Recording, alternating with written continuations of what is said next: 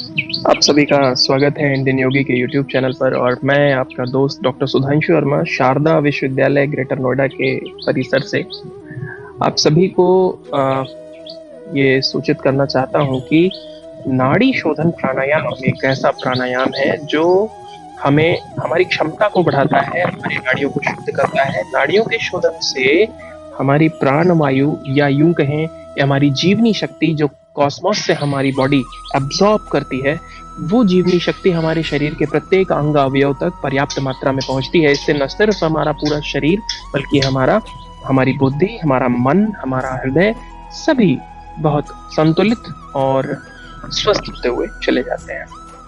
नाड़ी शोधन प्राणायाम एक ऐसा प्राणायाम है जिसकी महिमा जितनी ज्यादा गाई जाए उतनी ही कम है। देवताओं के मुख भी थक जाएंगे यदि नाड़ी शोधन की महिमा की बात की जाए। तो नाड़ी शोधन प्राणायाम एक ऐसा प्राणायाम है जो सभी को प्रतिदिन करना चाहिए बिना किसी रुकावट के। केवल इस एक प्राणायाम को कर लेने मात्र से समस्त योगाभ्यास कंप्लीट हो जाता है, समस्त सारे योगाभ्यास को करने का फल प्राप्त होता है, ऐसा लिखा हुआ है। नाड़ी शोधन प्राणायाम को करने की विधि बहुत सिंपल है। नाड़ी शोधन के लिए सबसे पहले अपने दाहिने हाथ के फर्स्ट और सेकंड फिंगर यानी इंडेक्स और मिडिल फिंगर को रूट ऑफ थंब में लगाना है, और इसके बाद ये जो मुद्रा बनती है, इस मुद्रा को कहते हैं प्रणाम मुद्रा। दूसरा हाथ ज्ञान मुद्रा में रख सकते हैं। उसके बाद अंगूठे से यानी अपने थंब से राइट नॉस्ट्रिल को कवर करना है या हल्का सा प्रेस करना है, और दोनों आंखें सहजता के साथ बंद करके बाईं नासिका से श्वास पूरी भीतर खींच लेंगे। उसके बाद बाईं नासिका को कुछ पल के लिए बंद करके और यथासंभव जितना आप रोक सकते हैं अपनी श्वास को कुछ पल रोक कर रखना है।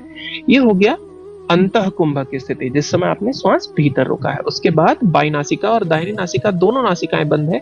दाहिनी नासिका को खोलकर दाहिनी नासिका से समस्त पूरी श्वास आप खाली कर दीजिए, यानी इवैक्यूएट कर दीजिए अपने लंग्स को as much as you can.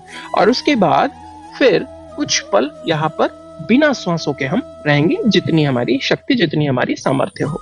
कुछ पल बिना श्वास के रहने के बाद दाहिनी नासिका से पूरे फुल ऑफ योर लंग्स जितना आप श्वास भर सकते हैं, धीमी मध्यम गति से या धीमी गति से श्वास को भीतर भरना है। और भरने के बाद कुछ पल दोनों नासिका बंद करके फिर एक बार रुकना है, और रुक करके जितनी देर आप रोक सकते हैं फिर बाईं नासिका से श्वास को बाहर पूरी तरह छोड़ देना है।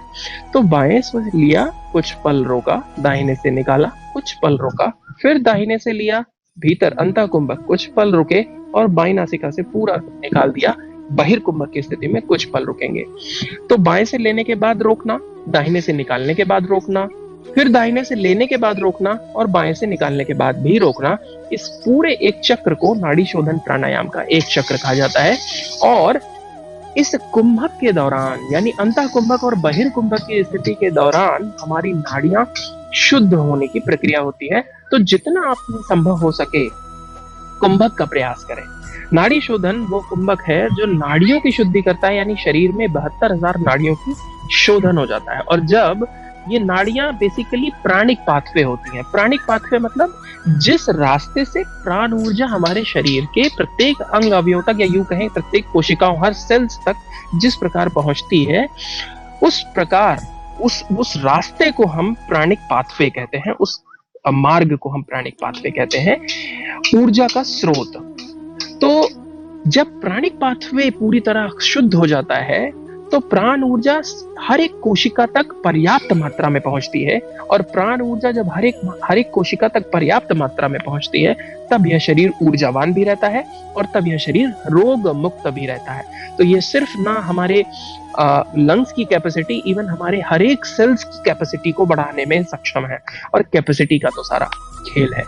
तो आज के लिए बस इतना ही। आशा करता हूँ आपको ये वीडियो जरूर पसंद आया होगा। यदि आपको ये वीडियो पसंद आया और आप चाहते हैं किसी अपने परिचित का भला करना, अपने मित्रों का भला करना चाहते हैं, तो ये वीडियो उनके साथ शेयर करें। नाड़ी शोधन के फायदे जिस प्रकार मैंने बताए, उसी प्रकार और भी अन्य प्राणायाम हमारे YouTube चैनल पर उपलब्ध हैं। आप चाहें तो लिंक डिस्क्रिप्शन बॉक्स में है, आप वहां से देख सकते हैं। चैनल को सब्सक्राइब करना ना भूलें, जिससे हमारी आने वाली सभी वीडियोस आप तक पहुंचे और आप योग मार्ग में थोड़ा आगे बढ़ सकें और लाभान्वित हो सकें। बहुत बहुत धन्यवाद। नमस्कार। आपका दिन शुभ हो।